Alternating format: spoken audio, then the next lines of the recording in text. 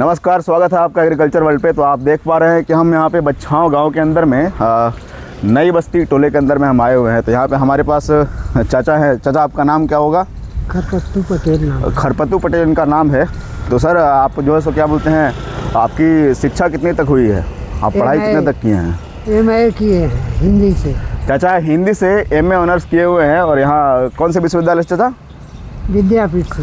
विद्यापीठ से MA किए हुए हैं और ये खेती से जुड़े हुए कार्य में लगे हुए हैं। और यहाँ पे आप देख पा रहे हैं कि इसके अंदर में बोरी के अंदर में चाचा आलू का फसल हार्वेस्ट करके लेके जा रहे हैं। ठीक है चाचा, आपके परिवार में कितने सदस्य होंगे? 7 आदमी। 7 आदमी हैं। और लड़के कितने हैं? वही छोटे बड़े सब लेकर 7। अच्छा, तो इनके छोटे बड़े लेकर के 7 आदमी हैं इनके घर में। और लड़के आपके कितने होंगे? 3 लड़के हैं। पढ़ाई लिखाई किए हैं सब पढ़े लिखे। तो क्या वो खेती करना चाहते हैं कि नहीं करना चाहते हैं? अरे 4 पैसा कमाइबो करे कि खेती यहाँ तो हमने सब करता है भाई। तो चाचा चाहते हैं कि उनके लड़के जो है खेती ना करें। और क्योंकि हमारे देश की जो समस्या है कि हमारे कृषि प्रधान देश, भारत जैसे कृषि प्रधान देश के अंदर में एक बड़ी आबादी, किसानों की जो बड़ी आबादी है वो छोटे किसान हैं। और वो दिन प्रतिदिन की समस्या से जूझ रहे होते हैं। यहाँ पे जो पढ़े लिखे किसान हैं, उनके जो पुत्र हैं वो भी जो खूब पढ़ाई करने के बाद भी कृषि से जुड़ी चीज़ों में नहीं काम करना चाहते हैं। इसके पीछे समस्या क्या है कि सरकार के द्वारा जो सुविधाएं दी जाती है और या फिर जो वादे किए जाते हैं, जैसे कि हमारे पास किसानों की आय दुगनी कर देंगे या फिर ये सुविधाएं देंगे वो सुविधाएं देंगे, ज़मीनी स्तर पर कोई किसान जो है मिडिल वर्ग का या फिर जो छोटा किसान है वो अपने बच्चों को ये नहीं देखना चाहता कि वो कृषि से जुड़े कार्यों में लगा रहे, क्योंकि उसमें उसको कोई फ़ायदा दिखता नहीं है और उसका भविष्य उज्ज्वल नहीं दिखाई देता है। तो हमारे जब पूरे नेशन के रूप में हमारे चिंता के विषय है कि किसान जो अपना अगली पीढ़ी को कृषि में नहीं देखना चाहता है। ठीक है, इस पर विचार करने के बहुत ज़रूरी।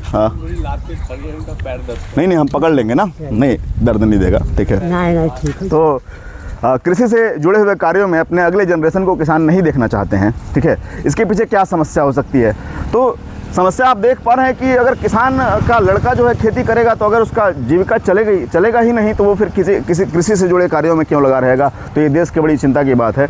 इस पर एक ये अदम गोंडवी साहब जी की बड़ी महत्वपूर्ण पंक्ति इसमें कहा जाता है कि तुम्हारे फाइलों में गाँव का मौसम गुलाबी है। तो कुछ उसकी पंक्तियाँ इस प्रकार से हैं कि तुम्हारी फाइलों में गाँव का मौसम गुलाबी है, मगर ये आंकड़े झूठे हैं, ये दावा किताबी है। तुम्हारी फाइलों में गाँव का मौसम गुलाबी है, मगर ये आंकड़े झूठे हैं, ये दावा किताबी है। उधर जमहूरियत के ढोल पीटे जा रहे हैं वो, मगर पर्दे के पीछे बर्बरियत है, नवाबी है। मगर पर्दे के पीछे बर्बरियत है, नवाबी है। लगी है होड़ सी देखो अमीरी और गरीबी में, ये पूंजीवाद के ढांचे की बुनियादी खराबी है।